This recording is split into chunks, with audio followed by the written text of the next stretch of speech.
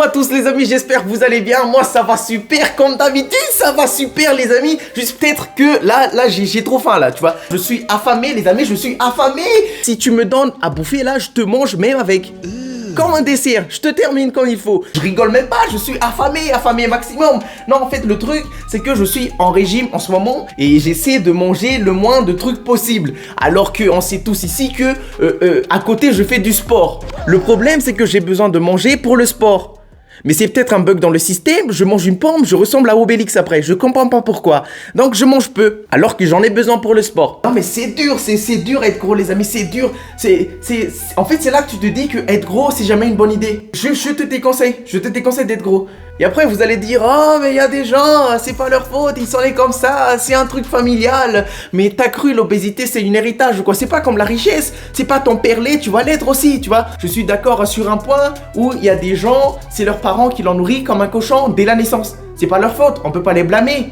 Mais quand même. Mais il y a un dicton qui dit, on n'est pas artiste, on le devient. Si tu veux être en forme, fais un effort. Genre tu peux pas sortir de ta mère et ressembler à The Rock, c'est pas possible. Fais un effort, fais du sport. Le sport c'est bien les amis, le sport c'est bien, c'est une bonne idée le sport. Et il y a encore des gens qui vont dire, non je peux pas faire du sport, je suis gros, je suis obèse. Mais c'est quel genre d'excuse ça? C'est comme si je vais dire, je peux pas aller à l'hôpital, je suis malade, je risque de contaminer quelqu'un. Mais réveille-toi frère, réveille-toi. Le sport c'est bien les amis, le sport c'est bien. En plus, être gros, être obèse, c'est jamais quelque chose de bien.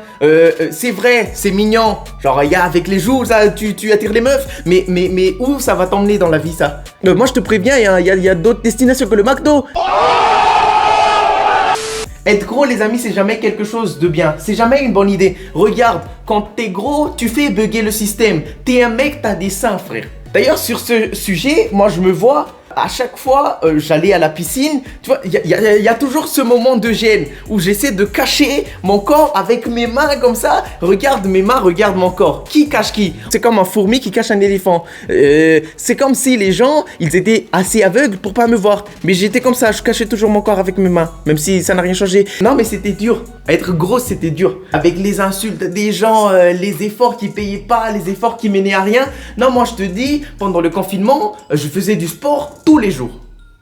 Tous les jours, matin, midi, soir, tous les jours. J'ai presque rien mangé. Et tu vois, j'ai fait comme les autres, genre photo avant-après.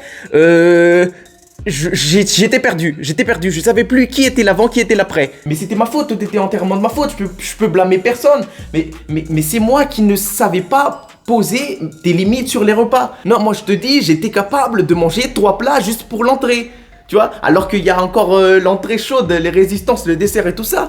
Donc c'était entièrement de ma faute. Ou peut-être aussi la faute de ma grand-mère. C'est tous les mêmes, on va pas se mentir, c'est tous les mêmes.